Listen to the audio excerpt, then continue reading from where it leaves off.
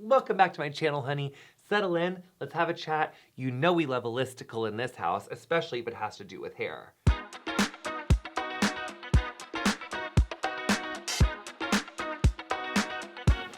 Here's one thing I definitely wish that I knew sooner. A flat iron can be used for so much more than just straightening your hair. I literally just did these waves with it, but I'll just show you one really quick. Watch this.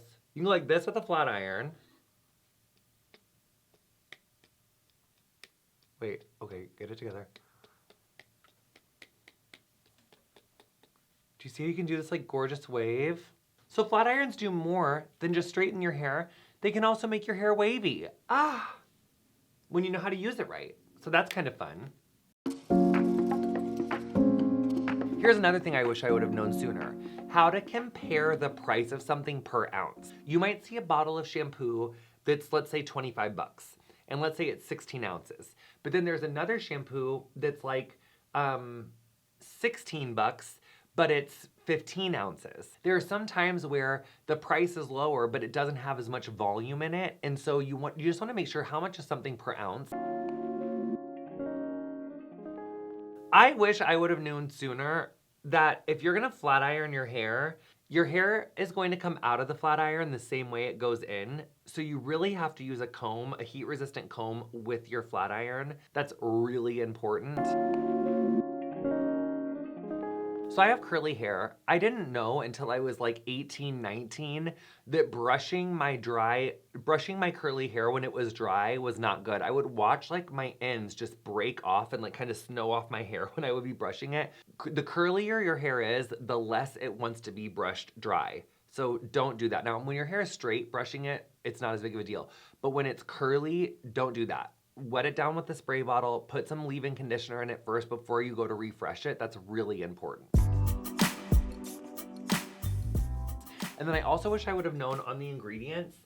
The ingredients that are listed in something is the order in with which the amounts. So the first thing that's listed, that's the biggest amount. The last thing that's listed, that's the smallest amount. So just know that when sometimes the reason that something is so expensive is because there's like a shitload of a really nice ingredient in there or a really expensive ingredient in there, and that's why. So if you're seeing something that's like really expensive, but then you turn it around and the first ingredient is like, you know, cetyl alcohol or dimethicone, what are you paying all that money for?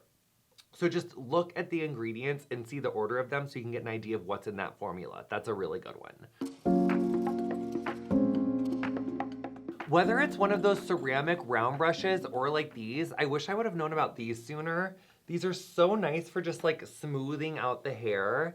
I just like these. So same with those like round brush things, the ceramic round brushes. I wish I would have known about these sooner. They're amazing. However, we are never putting that on your hair without what? Heat protection, okay? So, gotta do it. Also too, just sidebar, if you're looking for lightweight heat protection in your life, Instant Recovery Serum, this is what I did with it this morning. I blew dry my hair yesterday. So today, I just put a dime size of Instant Recovery Serum, basically like, just rubbed it in my hands, put it all over my hair. Then I just took the Dyson to it and just like blew that dry into my hair really fast. Then I ironed it and look at how shiny and gorgeous it is. You can always practice safe heat styling with just like 3 seconds. It doesn't have to take that long. So that's that. Another thing I wish I would have known sooner is how much post-production work goes into advertisements. I'm really passionate at JVN Hair about like not like retouching our videos and not retouching our photos to make them look like totally different.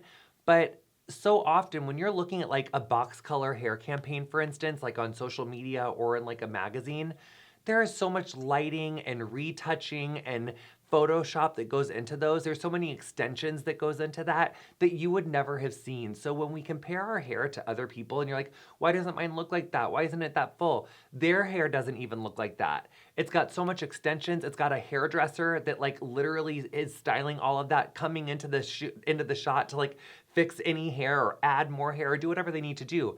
And then even if that photo doesn't turn out right, they will fix it in post. So just understand that so much of the advertising that we're seeing, so much of what we're seeing is really created with a whole big team. It's not just like one person. When you're seeing, like that's really what I'm saying. It's like when you see someone walk the red carpet unless it's like a very rare situation, like they have had a whole glam team style their hair, do their makeup, pick out their clothes. When we're looking at celebrities on the red carpet, that's literally like 10 people made that look, not one person. So don't hold yourself to such rigid expectations of what you have to look like.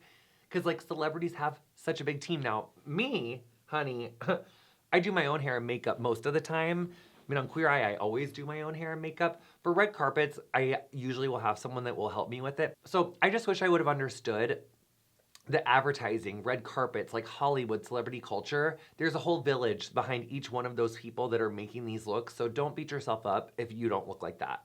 Like they don't even look like that. Another thing I wish I would have known sooner is that hair is supposed to be fun, honey. It's like I used to get so stressed out thinking about like, oh, I don't know how to do that hair. My hair doesn't look right. What about my hair? Hair is meant to be fun. If you are feeling really insecure about it or really like not sure about it, then just I would just say like I just wish I would have known to like be easier on myself sooner when it comes to beauty. Beauty is really about fun. It's about self-expression. I know like it feels like it's supposed to be about other people validating us and being like, oh, that's cute. I noticed this, I noticed that.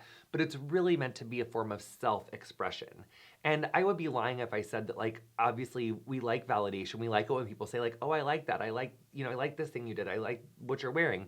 But really it's meant to be for you. And so I think the more that we can kind of view our hair as like self-expression, then it's better, as opposed to something about like trying to fit in or trying to conform. Like you get to be who you are, and who you are is beautiful. I wish I would have known sooner the racism and misogyny and transphobia that's involved in hair care. What people who have textured hair go through as compared to what people who do not have textured hair go through is not the same thing.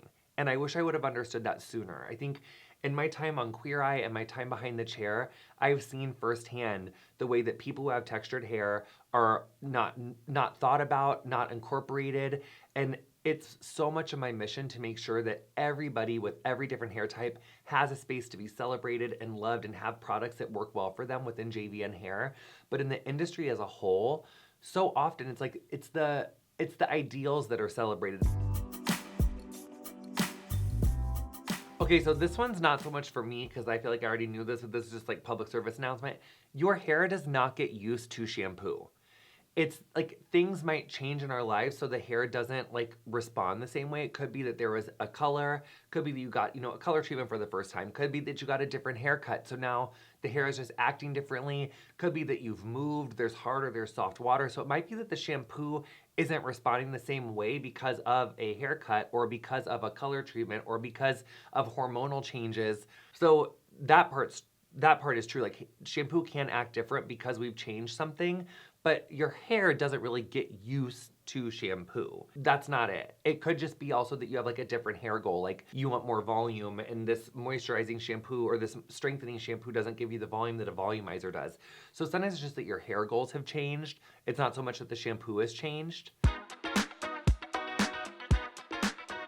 I wish I would have known sooner that red is the hardest color to achieve and the hardest color to maintain. Red is like very difficult to keep in someone's hair that's not red. So if you're thinking about going red, like I once was when I was 18, I didn't know that I was gonna have to keep putting red conditioner on my hair like every day to keep it vibrant.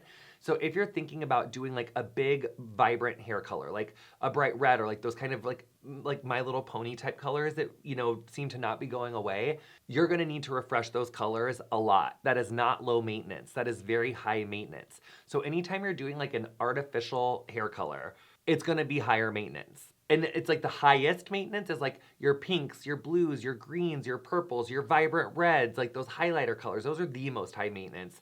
Then the next is like just changing your color dramatically from what it is naturally. So if your hair is naturally very, very dark and you want it to be really, really light, that's gonna be really high maintenance. If your hair is really, really light and you want it to be black, that'll be high maintenance because your roots are gonna grow in kind of blonde and it looks really weird when you have blonde hair and everything else is black. Like it gives you this like floating wig vibe. So that's high maintenance. So just anytime, the further you're changing your hair from its natural color, the more high maintenance it's going to be. The more you're gonna have to go into the salon, the more expensive it's gonna be. So that's one thing that I wish I would have been able to explain to clients sooner, because that's a big deal. It really adds up. The money, it really adds up. Oh, another thing I wish I would have known sooner is that a lot of hair care marketing is bullshit. Like, I get so many questions about like, when are you gonna make a curly cream? When are you gonna make a curly cream? And I'm like, I have one. It's air dry cream. It just doesn't say curly.